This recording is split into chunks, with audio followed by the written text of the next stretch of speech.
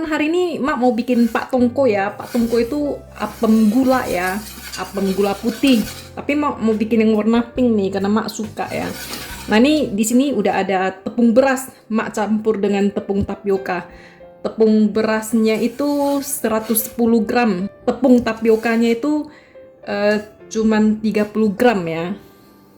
Nah di sini ada airnya 300 cc ya. Jadi ini airnya jangan dimasukkan semua, dimasukkan ke tepung beras ini sedikit-sedikit ya sambil diaduk.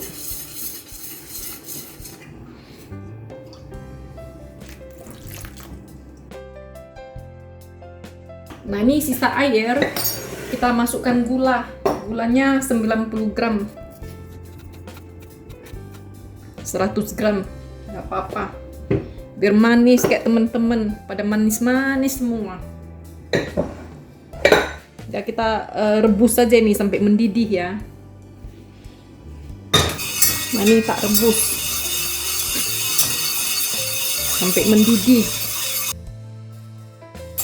Nah ini kalau udah agak mendidih dikit ya, ini adonan yang kita bikin tadi ini Mak masukkan kira-kira 2 sendok makan.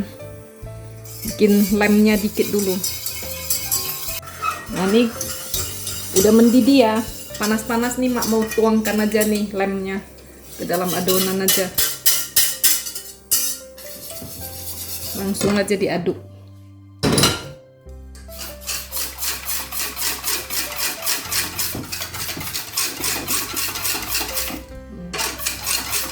Terus nih dibiarkan dingin ya. Mak mau bikin yang warna pink, tapi ini pewarna Wilton ya. Pewarna Wilton tuh kan dalam bentuk jelly ya. Jadi ini mesti dilarutkan dulu ke dalam air, kalau enggak nanti dia menggumpal. Susah dicairkan di sana karena adonannya kental ya. Nah, jadi di sini Mak mau jelaskan ya. Bikin Pak Tongko itu betulnya dia double fermentation. Karena mereka kan pakai air kelapa ya. Air kelapa sendiri itu fermentasi, makanya ditaruh kira-kira 6-8 jam gitu ya. Jadi air kelapanya itu fermentasi membentuk gas sendiri. Nah kalau Mak tinggal di luar negeri, ada juga yang nggak pakai air kelapa ya, tapi mereka tinggal di daerah yang humid, jadi humidity-nya berbeda. Proses fermentasi yang terjadi juga berbeda. Seperti kalau kami di daerah Eropa sini, kalau kita bikin sourdough itu kan jadinya cantik ya. Kalau di Indonesia kan agak-agak struggle bikin sourdough ya. Nah kita di sini struggle secara bakteri di udara juga beda ya. Jadi kita mau mendapatkan fermentasi yang menghasilkan asam laktat itu, lactobacillus ya, itu agak sulit di sini. Seperti kita bikin tempe juga ya, bikin double fermentasi itu sulit ya, makanya kita tipu. Nah di sini juga Mak tipu dengan pertama dengan membuat lem ya, supaya itu nanti membantu dalam fermentasinya. Nah ini pewarnanya udah larut, udah jadi ya, kita masukkan secukupnya biar warnanya merah cantik gitu. Wah, ini udah merah. Nah, jadi ini kita tunggu dingin dulu ya. Kalau punya probe ya, cek temperatur itu 30 derajat, 28-30 itu dimasukkan, sip, cantik ya. Nah, ini Mak tunggu dulu dingin baru kita masukkan yeastnya. Nah, jadi di sini untuk mendapatkan double fermentation dari lactobacillus itu sepertinya susah karena humidity kita nggak dapat ya. Kita masukkan ke oven tuh dapat 30 derajat Celcius tapi nggak dapat humidity-nya. Jadi itu susah. Jadi Mak pakai yeast ya, yeast yang buat roti itu ditambah dengan sedikit baking powder. Tetapi pewarna merah itu nanti kalau dikasih baking powder itu ada pewarna tertentu yang warna merah. Kalau yang merah ya, dia habis di steam dia berubah menjadi warna coklat. Jadi seperti pakai gula merah. Tapi ada yang tertentu enggak juga. Kita lihat ini ya, Mak belum pernah coba yang Wilton ini. Biasanya kalau yang dari supermarket tuh enggak berubah.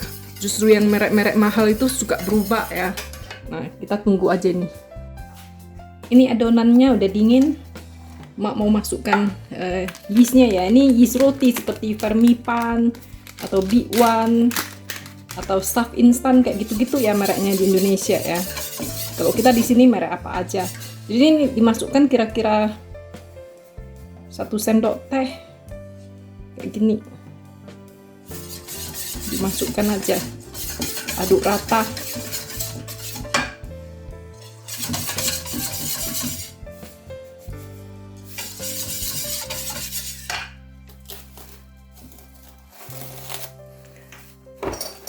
Lalu kita tutup dengan cling film ini dan kita fermentasikan di tempat yang hangat ya. Ini karena mak di Inggris ini di luar ada matahari, karena mak mau jemur dulu di bawah matahari supaya dia bubbly gitu ya. Nah jadi ini kalau ditanya fermentasinya berapa lama, nah fermentasi kalau pakai yeast gitu kan namanya juga instant yeast ya, dia cepat ya kalau pas hangat, setengah jam aja dia kembang ya.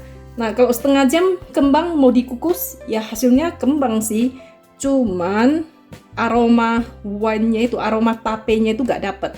Nah supaya dapat aroma tapenya itu ya, ini harus kita fermentasikan minimum 3-4 jam gitu ya. Bagusnya kalau bisa 8 jam lebih bagus sih. Nah cuman kita kadang nggak sabar ya, paling tidak bikinlah 3 jam gitu ya. Nah ini kita mau fermentasikan dulu supaya dapat aroma wine-nya itu. Jadi apem gula putih itu kan aroma tapenya itu kuat ya. Nah ini dia ya yang sudah difermentasi. Ini ya, ini diadukin. Kalau emak ngaduknya bukan terus semangat kali, aduk-aduk asal aja supaya ininya nggak ada endapan. Tapi kalau udah dikentalkan gitu, nggak gitu ngendap juga dia, bagus. Kalau emak ngaduknya ya kayak terlalu diaduk ya, gasnya hilang semua, terus nanti dikukus itu gagal, bangkrut, bantet, bukan bangkrut. Nah jadi ini mak pindahkan ke kayak gini tempatnya supaya dia ini gampang ya diiniin. Nah, setelah ini ya, ini mak tutup lagi sambil menunggu. Jadi ini ya, mak mau iniin, kasih minyak supaya gak lengket ya.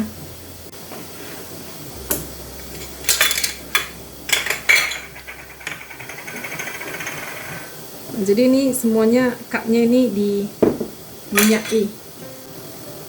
Jadi ini udah diminyaki semua ya. Ini mak mau panaskan cetakannya ini di steamer ya. Dipanaskan dulu ini supaya nanti kuenya nggak lengket. Nah jadi ini settingannya ya. Mak taruh kuali ya. Terus ini ditaruh aja di atas kuali. Nah jadi ini tutupnya nggak rapat-rapat. Nah ini mak mau kasih tahu ya. Ini kenapa mak pakai steamer yang bambu gitu? Sebab menyetim Pak Tongko itu gak bisa pakai steamer yang kualitasnya bagus. Jadi kalau steamernya kualitasnya bagus, dia itu panasnya panas sekali. Apem Pak Tongko seperti ini dia kan tipis ya, baru aja ditaruh ditutup gak 3 menit udah mateng sampai ke tengah. Jadi gasnya gak ada kesempatan mendorong, jadinya kuenya hasilnya bantet kalau kepanasan. Ini adonannya sebelum turun dikukus, kita kasih 1 sendok makan minyak ya, lalu kita aduk rata minyaknya. Ini dia udah panas ya, kita kecilkan apinya dikit, terus kita isi.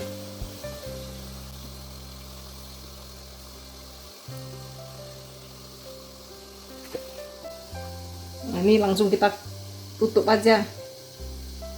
Ini pakai panasnya sedang. Kalau kompor mak ini udah ke api yang paling kecil nih, nggak bisa dikecilkan lagi. Terus kita kukus sampai matang ya. Nah ini mak udah kukus sekitar 15 menit ya, karena cupnya kecil-kecil juga ya. Kita cek udah matang apa belum. Yuk kita buka yuk.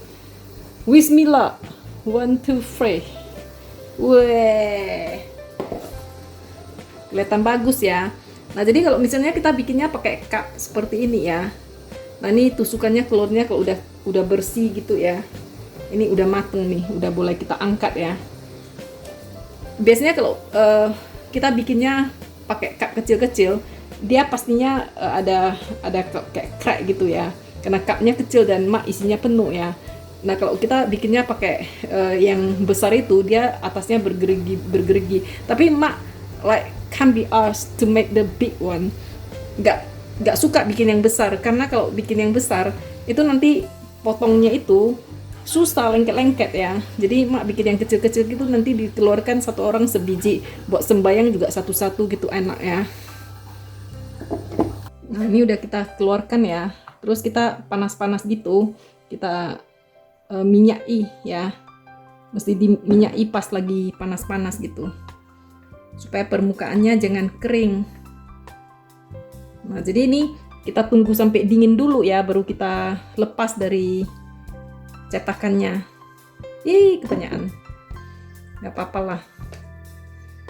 Keenaan ngomong.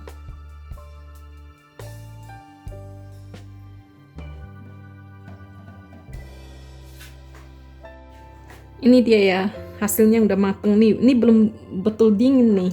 Cuman mak gak sabar nih. Kita keluarkan ya.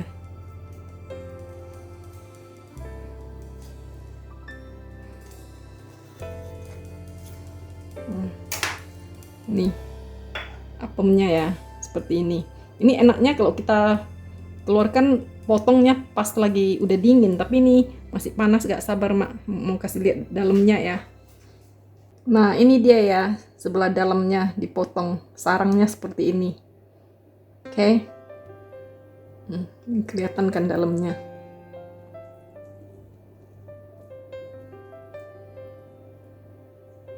Seperti ini ya.